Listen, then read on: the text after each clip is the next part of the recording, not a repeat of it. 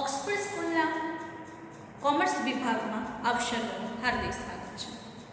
આપણે ધોરણ 12 commerce SPCC વિષયની અંદર ચેપ્ટર નંબર 1 જોઈ રહ્યા છીએ, જેનો આજે ચોથો વિડિયો લેક્ચર છે. અગાઉ આપણે શેર અરજી કેવી રીતે કરાય, શેર અરજીની વિધિ શું છે એના વિશેની વિગતે માહિતી મેળવી. હવે આપણે આ ચેપ્ટરની અંદર જોવાનું છે કે શેર વેચણી અંગેના કાયદેસરના નિયંત્રણો અને જોગવાઈ કઈ કઈ છે. શેર વેચણી કરવી હોય તો કઈ કઈ બાબતોને ધ્યાને લેવી પડે, કઈ બાબતની જોગવાઈ જે છે એ કાયદામાં કરવામાં આવી છે. જો કાયદેસરનું ઉલ્લંઘન કરવામાં આવે તો પછી એની અસરો કેવી થાય શેર વેચણી ઉપર અને શેરમાં જેને રોકાણ કર્યું છે એના ઉપર. આ બધી જ વિગતો આપણે મેળવવાના છીએ. જેમ જેમ આગળ જતા જશું એમ એમ આપણે કંપની ધારા વિશે વિગતે માહિતી મેળવતા જશું. સાથે શેર વેચણી માટે કેવા કેવા પ્રકારના રિસ્ટ્રિક્શન્સ લગાવવામાં આવેલા છે. એવું નથી કે કોઈ પણ કંપની જે છે એને જ્યારે ભરણું બહાર પાડવાનું છે ત્યારે ભરણું બહાર પાડી દે, એવું નથી હોતું. પરંતુ એની અંદર કંપની ધારાની જોગવાઈ મુજબ અમુક બાબતોનો સમાવેશ કરવામાં આવેલો હોય છે. તો એના વિશેની વિગતે માહિતી મેળવીએ તો શેર વેચણી જે છે એના કાયદેસરના નિયંત્રણો કેવા કેવા મૂક્યા છે. તો કંપની ધારા 2013 મુજબ અને સેબી 1992 મુજબ ઘણી બધી માર્ગદર્શિકાઓ સમયે સમયે કંપની બાબતે બહાર પાડવામાં આવે છે. ઘણા બધા નિયંત્રણો એવા છે કે જેને બહાર પાડવામાં આવતા હોય છે. તો આ જે માર્ગદર્શિકા છે, આ જે નિયમો છે, એને અનુરૂપ જો ચર્ચા કરવામાં આવે તો આ નિયંત્રણો બહાર પાડવામાં છે. મુખ્યત્વે આપણે કંપની ધારા 2013 મુજબના નિયંત્રણોને અત્યારે ફોલો કરવાના છે. જેમાં જાહેર ભરણાની અંદર તમે શેર વટાવથી બહાર પાડી શકતા નથી. પહેલા શેર ડિસ્કાઉન્ટથી બહાર પાડવામાં આવતા, પરંતુ હવે કંપની જાહેર ભરણામાં શેર વટાવથી બહાર પાડી શકશે નહીં એવો એક નિયંત્રણ જે છે અહીંયા આપી દેવામાં આવ્યું છે. એટલે પહેલું છે કે જાહેર ભરણામાં કોઈ પણ કંપની શેર વટાવથી બહાર પાડી શકવાની નથી. પહેલું નિયંત્રણ આવી ગયું. બીજું નિયંત્રણ તો કે જાહેર ભરણું જ્યારે આપણે ભરીએ છીએ, આની પહેલા આપણે જ્યારે શરૂઆત જોતા હતા ત્યારે જોયું હતું કે જાહેર ભરણું જ્યારે બહાર પાડવાનું હોય ત્યારે છૂટક રોકાણકાર, મુખ્યત્વે 4 એના વિભાગો પડે છે: સંસ્થાકીય રોકાણકાર, બિન સંસ્થાકીય રોકાણકાર, છૂટક રોકાણકાર અને ઊંચી નેટવર્ક ધરાવતા રોકાણકારો. સાથે 5મો વિભાગ છે વિદેશી રોકાણકારો. તો આ જે 5 વિભાગો પડે છે શેર વેચણીના તબક્કાના, એમાં છૂટક રોકાણકાર માટે કુલ શેરના 10% ઓછામાં ઓછું અનામત રાખવું પડે. એટલા માટે કુલ ભરપાઈ થયેલી જે મૂડી છે એના 10% તો આપણે અહીંયા અનામત રાખવું જ પડે એવો એક અહીંયા કાયદો આપેલો છે. એવું નથી કે તમે બધા જ ઊંચી નેટવર્ક ધરાવતા શેરને રોકાણકારોમાં તમે બધા જ શેર આપી દો એટલે એકસાથે તમારી મૂડી આવી જાય, એવું નથી. જે રીતે આપણે તમે સ્કૂલ સમય પૂરો કરશો પછી જ્યારે નોકરી માટે જશો ત્યારે એની અંદર અલગ અલગ ભરતી આવે. એસસી, એસટી, ઓબીસી છે, જનરલ છે, ઓપન કેટેગરીની અલગ આખું ફોર્મ આવે. તો આ જનરલ અથવા ઓપન જેને આપણે કહીએ છીએ, ઓબીસી અને એસસી, એસટી, તો આ ત્રણેય વિભાગની અંદર અલગ અલગ પ્રકારની સીટ જે છે ફાળવવામાં આવે છે. અહીંયા પણ શેરની ફાળવણી કરવામાં આવે છે, જેમાં છૂટક રોકાણકાર માટે કુલ ભરપાઈ થયેલી મૂડીના જે શેર બહાર પાડ્યા છે એના ઓછામાં ઓછા 10% એની માટે અનામત રાખવા પડે છે. ત્યાર પછી એવું છે કે ભાઈ શેર અરજી કરનાર જે પણ રોકાણકાર હોય, એટલે કે બધા જ રોકાણકારો જે છે એ આસ્પા દ્વારા જ શેર અરજી કરશે. આસ્પા એટલે એપ્લિકેશન સપોર્ટેડ બાય બ્લોક્ડ અકાઉન્ટ, એટલે કે એવું ખાતું ખોલાવવાનું છે કે જેની દ્વારા એક્સપ્રો બેંકની અંદર ખાતું ખોલાવવાનું છે અને એની માટે ખાતું ખોલાવવાનું છે કે તમે જ્યારે શેર અરજી કરો છો ત્યારે એની અમુક રકમ આપણે શું કરીએ છીએ, અરજીની સાથે અંદર જમા કરાવી દઈએ છીએ. જો શેર અરજી મંજૂર થાય તો પછી એના રૂપિયા જે છે કંપનીના ખાતામાં જાય અને શેર આપણા ખાતામાં આવે. અને જો આપણી શેર અરજી ના મંજૂર થાય તો આપણા રૂપિયા આપણી પાસે જ રહે છે, એ લોકો લઈ જતા નથી. તો આ રીતે આખી આસ્પા માન્ય જે અકાઉન્ટ હોય છે એની અંદરથી શેર અરજી કરવાની છે. કોઈ પણ એમ કે નહીં હવે હું રોકડે આપું છું અને મારે શેર જોઈએ છે, કદાચ 2000 રૂપિયાના શેરના 5000 રૂપિયા આપે ને તો પણ આસ્પા સિવાય આપણે શેર મંજૂર કરવાના નથી. એટલે કોઈ પણ કંપનીમાં જ્યારે પણ અરજી મંગાવવાની આવે ત્યારે આસ્પા દ્વારા જે શેર અરજી મંજૂર કરવામાં આવી છે એની અંદર જ આ શેર અરજીઓ મંજૂર શેર અરજી મંજૂર કરવી નહીં. એના પછી શેર અરજી સ્વીકારવા માટે તમે જ્યારે શેર બહાર પાડો છો એના 10 દિવસની અંદર આ શેર અરજીઓને સ્વીકારી લેવી. એટલે કે તમે શેર અરજી બહાર પાડી છે, વિજ્ઞાપન પત્ર છે, ત્યારથી લઈને 10 દિવસનો સમય ઓછામાં ઓછો આપવો જોઈએ, જેનાથી બધા જ વ્યક્તિ બધા ડોક્યુમેન્ટ જે છે એ ભેગા કરી લે અને શેર અરજી કરવાનો અને વ્યવસ્થિત સમય મળે. તમે આજે શેર અરજી બહાર પાડવાની કે ચલો સાંજ સુધીમાં તમારે શેરની અરજી કરવાની છે, કોઈ વ્યક્તિ એવી રીતે શેર અરજી કરતું નથી, કારણ કે અમુકને તો 2 દિવસ પછી ખબર પડે કે આવા શેર છે બહાર નીકળાશે. તો જ્યારે પણ શેર અરજીની વાત કરવામાં આવે તો એને સ્વીકારવા માટે 10 દિવસનો સમય જે છે આપવામાં આવે છે અને ત્યાર પછી શેર અરજી માટે ડીમેટ ખાતું ખોલાવવું ફરજિયાત છે અને ડીમેટ ખાતું જે છે એની અંદર તમારે રૂપિયા જમા કરવાના અને તમારા શેર જે છે ડીમેટ ખાતામાં જમા થાય છે.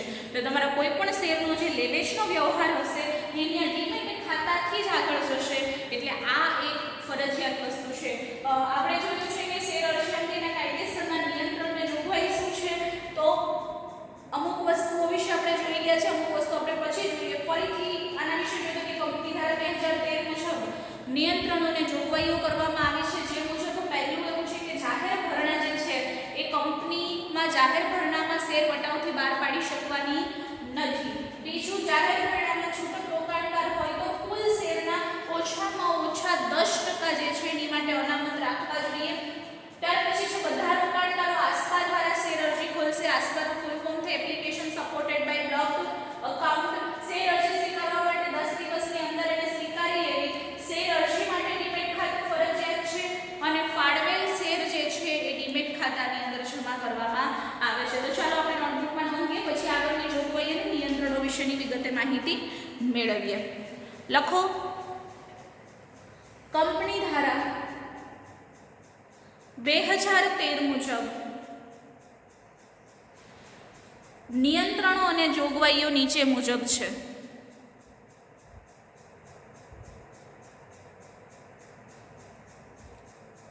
લખો,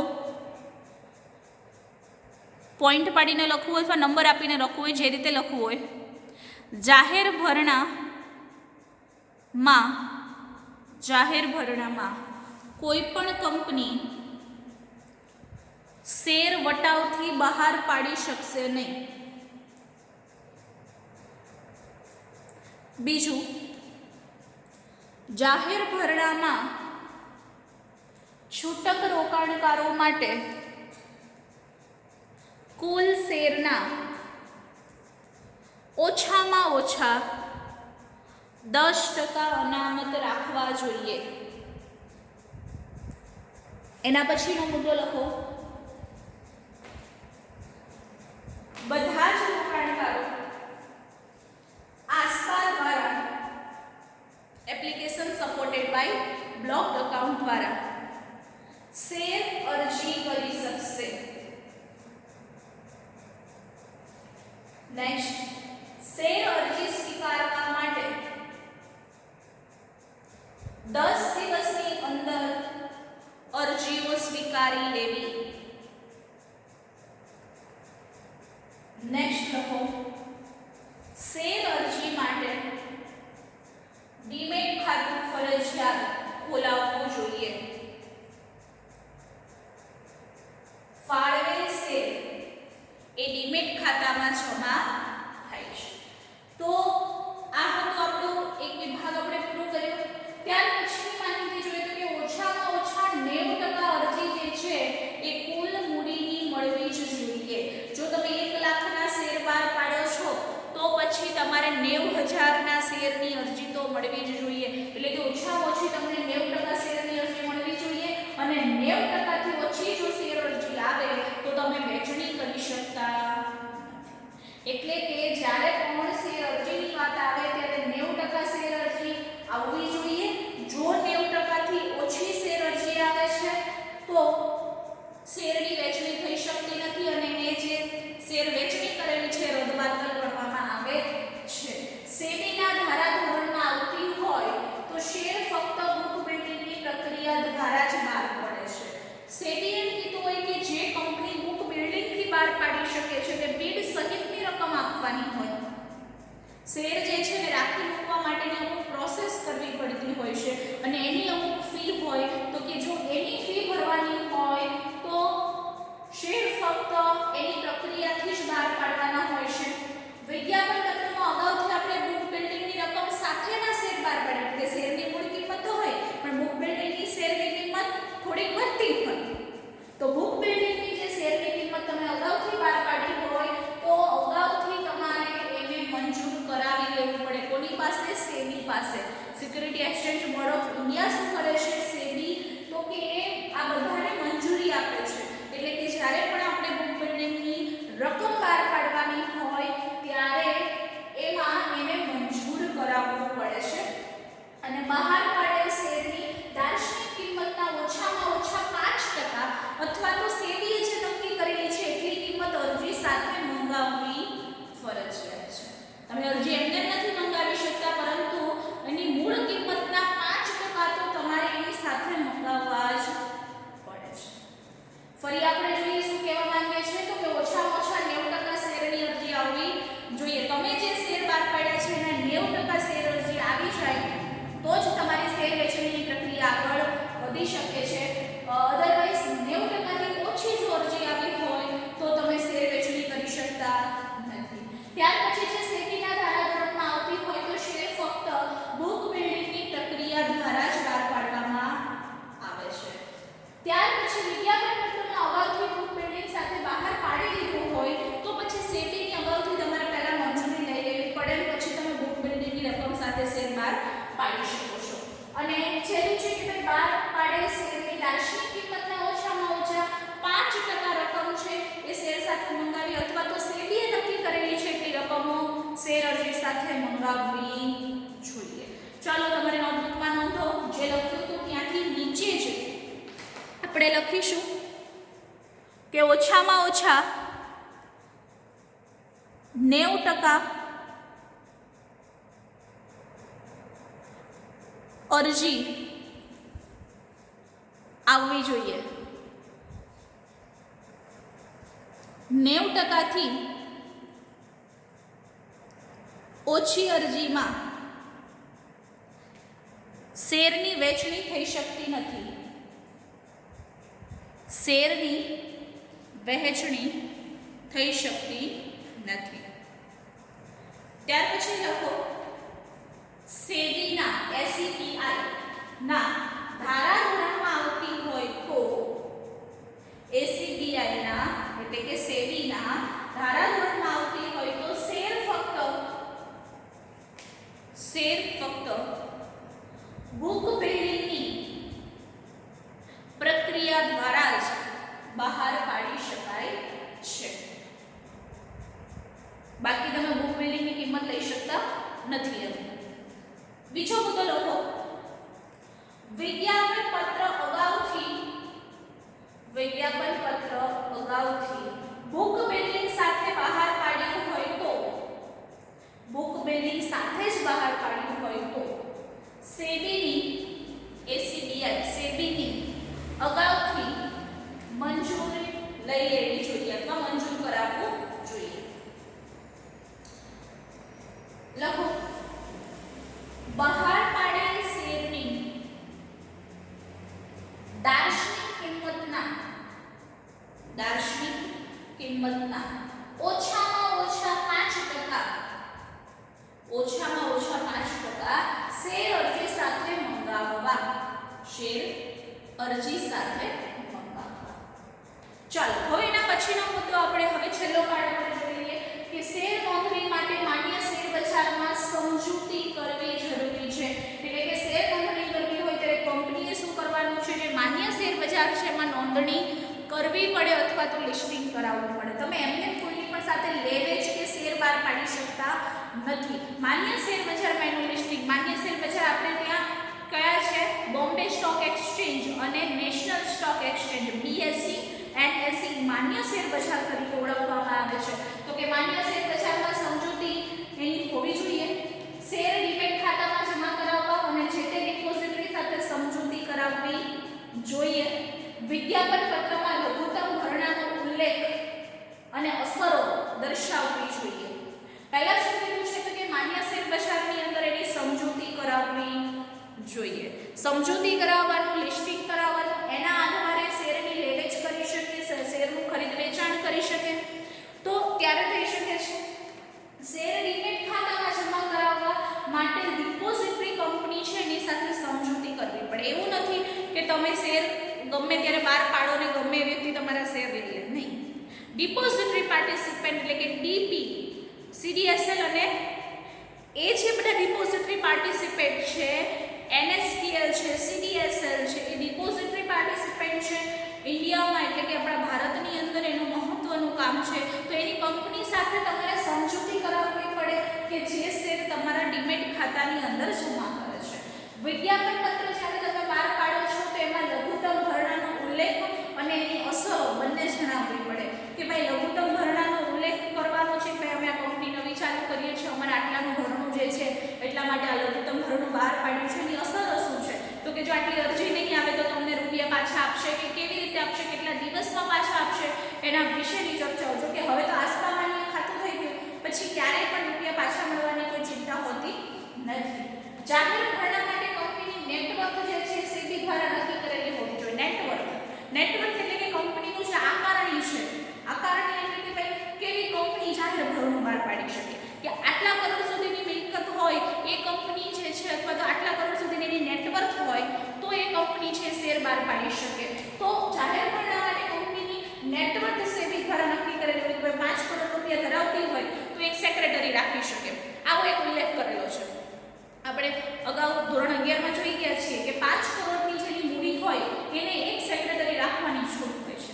તો એની નેટવર્ક નક્કી કરી કે આટલી નેટવર્ક છે એના ઉપર એ સેક્રેટરી રાખી શકે. તો અહીંયા શું છે તો કે જાહેર ભરણા માટે કંપનીની નેટવર્ક સેબી દ્વારા નક્કી કરેલી હોવી જોઈએ. સ્થાપકોએ શેર ખરીદ્યા હોય તો સેબી નક્કી કરેલા સમય સુધી વેચી શકે નહીં. સ્થાપકો જો શેર ખરીદવાનું નક્કી કરે છે તો સેબી જે નક્કી કરેલું છે એ સમય સુધી વેચી શકતા નથી. કંપનીના જે સ્થાપકો છે, કંપનીના જે પ્રમોટર્સ છે, એણે જો પોતાના કંપનીના શેર લઈ લીધા હોય તો એમાં નક્કી કરેલું હોય છે કે 5 વર્ષ સુધી કે 10 વર્ષ સુધી તમે આ શેર ન વેચી શકો. એ સમયને લોકિંગ પીરિયડ કહેવામાં આવે છે. પરીક્ષામાં આ ઘણી વખત પૂછાયેલું છે કે લોકિંગ પીરિયડ કોને કહેવાય, ત્યારે આપણને ખબર નથી હોતી. અત્યારે લોકડાઉન પીરિયડ ચાલે છે એટલે તમે બધા લોકડાઉન અને લોકિંગમાં પડ્યા છો. એવું નથી. લોકિંગ એટલે અહીંયા શેરના લોકિંગની વાત કરે છે. શેરનો લોકિંગ પીરિયડ એટલે કે તમારી પાસે લોક થઈ જાય. એ શેર છે તમારી પાસે એટલો સમય ન તો તમે એને વેચી શકો કે ન તો એમાંથી કોઈ ઉપાર્જન થઈ શકે. તો સ્થાપકોએ શેર ખરીદ્યા હોય તો સેબીએ નક્કી કરેલા સમય સુધી વેચી શકે નહીં, જેને લોકિંગ પીરિયડ તરીકે ઓળખવામાં આવે છે. ખાસ યાદ રાખજો, પરીક્ષામાં પૂછાયેલા પ્રશ્નો છે. આ નાના નાના પ્રશ્નો જે છે એ એમસીક્યુમાં અને 1 માર્કના પ્રશ્નની અંદર પૂછાતા હોય છે. પર એક વખત જોઈએ તો કે શેર નોંધણી માટે માન્ય શેર બજારમાં સમજૂતી હોવી જોઈએ. શેર ડીમેટ ખાતામાં જમા કરાવવા છે તે ડિપોઝિટરી ખાતે સમજૂતી કરવી જોઈએ. વિજ્ઞાપન પત્રમાં લઘુત્તમ ભરણાનો ઉલ્લેખ અને અસરો વિશેની માહિતી આપવી જોઈએ. જાહેર ભરણા માટે કંપનીની નેટવર્ક સેબી દ્વારા નક્કી કરેલી હોવી જોઈએ. સ્થાપકોએ શેર ખરીદ્યા હોય તો સેબીના નક્કી કરેલા સમય સુધી વેચી શકે નહીં, જેને શેરનો લોકિંગ પીરિયડ તરીકે ઓળખવામાં આવે છે. ચલો અહીંયા આપણો ટોપિક પૂરો થાય છે. નોટબુકની અંદર નોંધો કે શેર નોંધણી માટે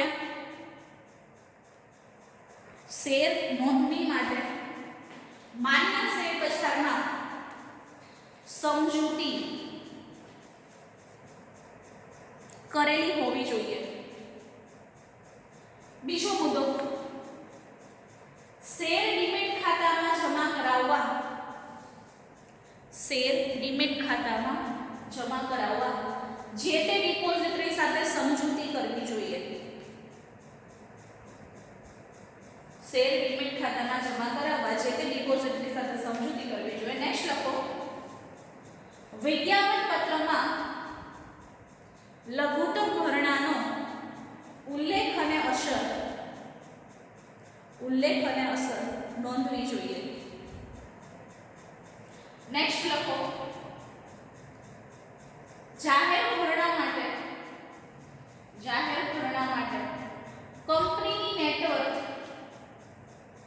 કંપનીની નેટવર્ક સેબી દ્વારા નક્કી કરેલી હોવી જોઈએ. લાસ્ટ લખો, સ્થાપકોએ આ પરીક્ષામાં તમારી રીતે નોંધી લેજો. સ્થાપકોએ શેર ખરીદ્યા હોય તો સેબીએ નક્કી કરેલા સમય સુધી વેચી શકે નહીં, જેને લોક ઇન પીરિયડ તરીકે ઓળખવામાં આવે છે. લોક ઇન નહીં લખતા, lock in period, lock dot dash in dash period, lock in period તરીકે ઓળખવામાં આવે છે. તો વિદ્યાર્થી મિત્રો, આ છે આપણે શેર વેચણી અંગેના કાયદેસરના નિયંત્રણો અને જોગવાઈઓ. નેક્સ્ટ લેક્ચરમાં મળીશું ત્યારે અનિયમિત શેર વેચણી અને ગેરકાયદેસર શેર વેચણી કોને કહેવાય, એના સંજોગો કેવા છે, એનો અર્થ શું છે, ગેરકાયદેસર શેર વેચણી કેવી રીતે થાય, અનિયમિત શેર વેચણી કેવી રીતે થાય અને બંને વચ્ચેનો જે તફાવત શું છે એના વિશેની ચર્ચાઓ કરીશું. તો આ લેક્ચરને આપણે વિરામ આપીએ. ફરી મળીએ ત્યાં